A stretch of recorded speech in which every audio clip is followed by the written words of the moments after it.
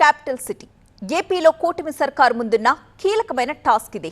అందుకే కొన్నేళ్లుగా ఆగిపోయిన రాజధాని అమరావతి పనుల్ని మళ్లీ పట్టాలెక్కించే పనిలో ఉంది. ఆ దిశగా మరో ముందడుగు కూడా వేస్తూ సిఆర్డీఏ పరిధిలో ఉన్న గ్రామాల నుంచి అభిప్రాయ సేకరణకు శ్రీకారం చుట్టింది.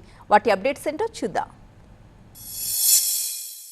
అమరావతిని అద్భుత రాజధానిగా తీర్చిదిద్దడమే కాదు, ఆ పరిధిలో ఉన్న గ్రామాలను సైతం అభివృద్ధికి ఆనవాలుగా మార్చడమే లక్ష్యంగా ఏపీ ప్రభుత్వం వడివడిగా అడుగులు వేస్తోంది. రాజధాని కోసం వేల ఎకరాలిచ్చిన గ్రామాలను హక్కున చేర్చుకుంటూ ఇక్కడ మౌలిక సదుపాయాల్ని తీర్చిదిద్దేందుకు పక్కా ప్రణాళికతో ముందుకెళ్తోంది. ఈ అంశంపైనే అభిప్రాయ సేకరణ కోసం రైతులతో ప్రత్యేక సమావేశం ఏర్పాటు చేసింది సిఆర్డీఏ. అమరావతి నిర్మాణంలో ప్రతి ఒక్కరిని భాగస్వాముల్ని చేయాలనే లక్ష్యంతో గుంటూరు జిల్లా తుళ్లూరులో ప్రజాభిప్రాయ సేకరణ కార్యక్రమం మొదలుపెట్టింది సిఆర్డీఏ. రాజధాని పరిధిలో ఉన్న పలు గ్రామ పంచాయతీలకు చెందిన రైతులు కార్యక్రమంలో పాల్గొని తమ అభిప్రాయాల్ని తెలియజేశారు. రాజధాని నిర్మాణం కోసం ప్రభుత్వం సిద్ధం చేసిన ప్రణాళికపై తమ అభ్యంతరాలను, సూచనలను సిఆర్డీఏ కమిషనర్కు అందజేశారు. మీటింగ్ లో పాల్గొన్న ఎమ్మెల్యే తెనాలి శ్రవణ్ కుమార్ అమరావతి అభివృద్ధికి అందరూ సహకరించాలని పిలుపునిచ్చారు.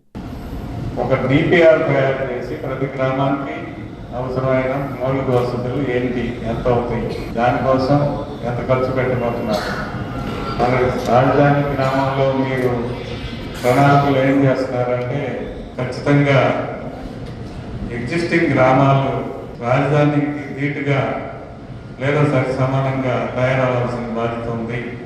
రాజధాని అంటే కేవలం అమరావతి మాత్రమే కాదని, చుట్టుపక్కలున్న 24 గ్రామ పంచాయతీలు కూడా అందులో భాగమని స్పష్టం చేశారు సిఆర్డీఏ కమిషనర్. రాజధాని నిర్మాణంలో ఆయా గ్రామాల మౌలిక వసతుల అభివృద్ధి కూడా కీలకమైన అంశమని స్పష్టం చేశారు. దానిపై ప్రభుత్వం ఒక నిర్దిష్టమైన ప్రణాళికతో ఉందన్న కన్నబాబు ఆయా గ్రామాల నుంచి అభిప్రాయాలు తీసుకున్న తర్వాతే అభివృద్ధి కార్యక్రమాలు చేపడతామని భరోసా ఇచ్చారు. రాజధాని పరిధిలో ఉన్నటువంటి ఎన్నైతే గ్రామాలు ఉన్నాయో 24 గ్రామ పంచాయత్స్, ఆ గ్రామ పంచాయతీలో మౌలిక సదుపాయాలు ఇంకా ఎంత కొరత ఉంది, ఆ కొరతని ఏ రకంగా అధిగమించాలి, దానికి అయ్యే డబ్బు ఏంటి అనేటువంటిది కూడా క్షుణ్ణంగా ఐడెంటిఫై చేయడం జరిగింది.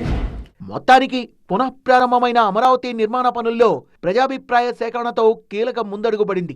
ఆయా గ్రామాల ప్రజల నుంచి ఎలాంటి డిమాండ్లు ఎదురవుతాయో అన్న సందిగ్ధత మధ్య కార్యక్రమం ప్రశాంతంగా ముగిసింది. 24 గ్రామాల అభిప్రాయ సేకరణ ముగియగానే పనులు వేగవంతమయ్యే సూచనలు కనిపిస్తున్నాయి.